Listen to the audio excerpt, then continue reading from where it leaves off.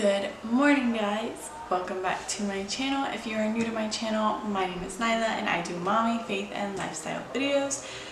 Today's video is going to be a catch up with me. It is 7:58. We have Christmas music playing, candles are lit. I hope everyone had a good Thanksgiving. Yes, I am in full Christmas mode. Okay guys, so I have my breakfast. It's just pumpkin spice bread that I toasted with cream cheese and honey, and then coffee because we need energy. So I did want to show you guys my daughter's high chair. Is it not adorable? So this is actually the, I think, $30 high chair from IKEA.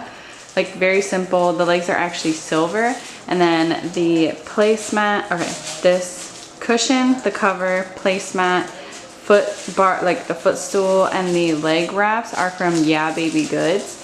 I'll put the website down in the description box if I can.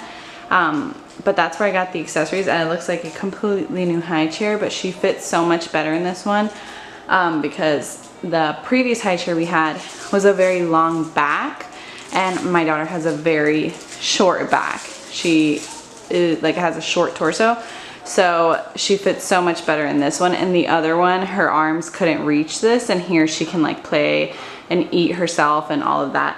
So definitely like this high chair. And then if you don't like the kind of basic look of it, I would definitely recommend the Yeah Baby Goods. And then they have different color placemats, cushion covers, different shades of wood and all of that.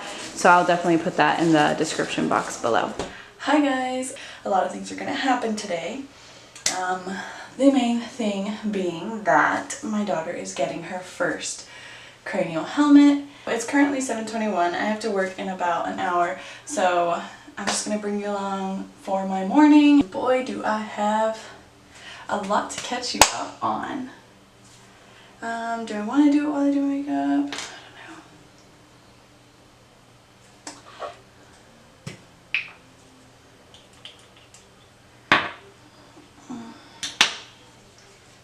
I don't know. Okay, so update or something that happened regarding her helmet situation. Okay, I'm not gonna do a lot of makeup. This is gonna be like my no makeup because I'm just way too tired to do anything on my face. I'll show you guys my literal 2-minute makeup. Use the Josie Maran SPF, and then I use the NARS concealer. I only put it right under my eyes, and then if I have any red spots that I want to cover up, I don't cover my freckles at all, like this really red spots. So that's it.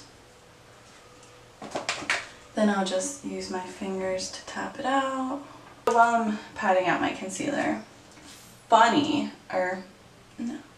So while I'm blending my concealer, I'll start telling you guys what happened. So as I mentioned in the previous vlog, I don't know if it was the last one or the one before that, but so they denied her authorization request, right, for the helmet. They said I had the option to file an appeal. When I called to, get more information on filing an appeal, they then told me that it was Blue Cross Blue Shield goes through a third party to process their authorizations, which is CareCentrix. So I called CareCentrix to see the denial reason. They let me know that Blue Cross Blue Shield never actually even looked at her authorization request. They just automatically denied it because they didn't see the words surgery performed. They were saying that they would only approve it if she had surgery and the helmet was needed for recovery.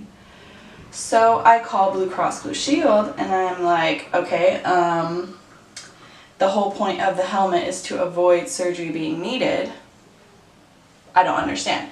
Like, as a health insurance, you want a kid's brain to get cut open, or her skull to get cut open to then approve something that's meant to be preventative, to avoid her needing surgery at a 4-month-old age. Then I tell them, I felt like that was not fair, so I was going to take it up to the state, because for them to not even look at my daughter's authorization request is insane, and in my opinion, that's just not fair at all. Every request should be at least reviewed because it's being requested for a reason.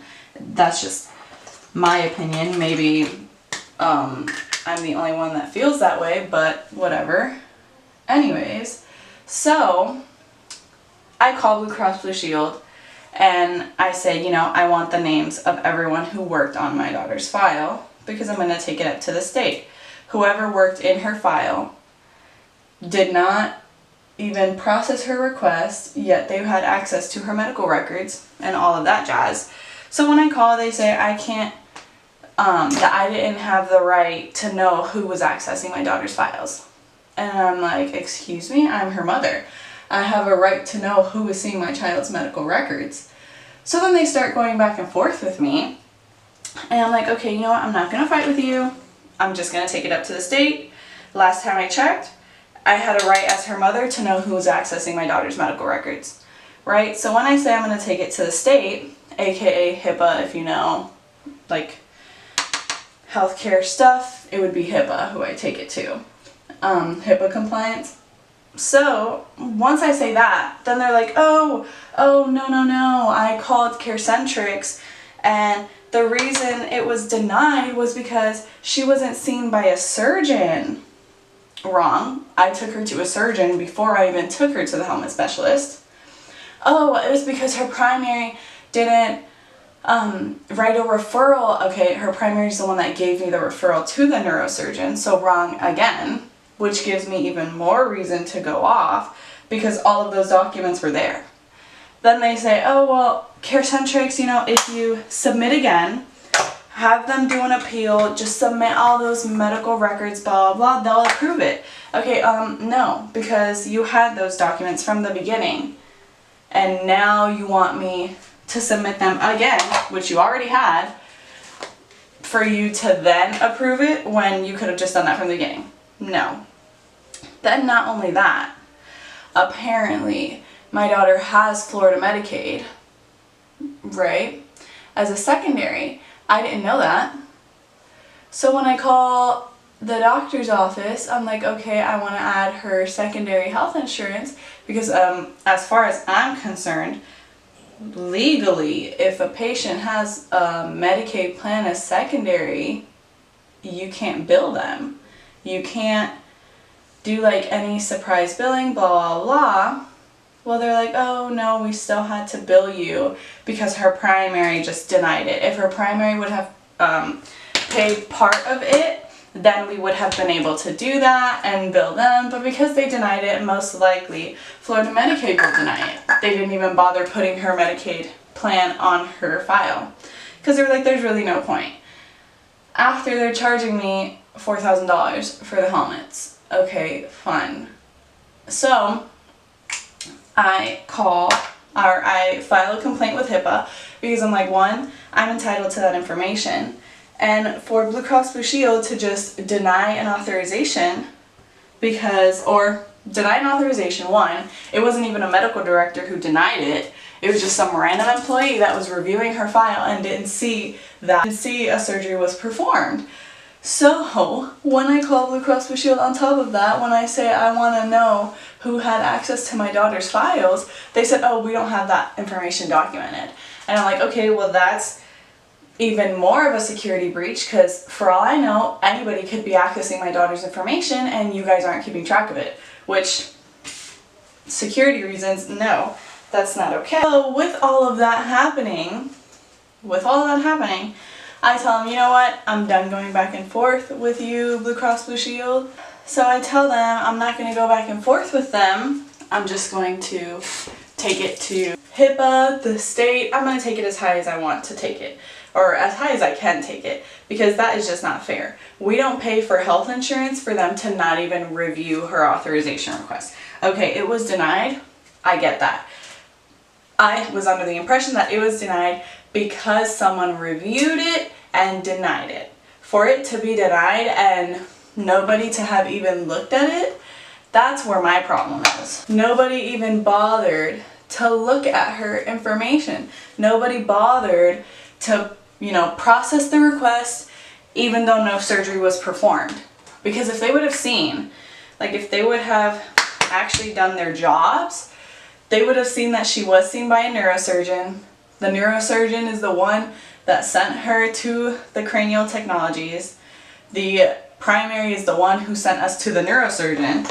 So all the things they were saying she was requiring was in there. And I have copies of those medical records. So that is just insane. Wash my hands because I do. So that happened. So then you know what? I'm like, Florida Blue, like I'm not going to keep this under the wraps. Like I'm not going to keep this as a little secret. The fact that they did not even review my daughter's request and they automatically denied it.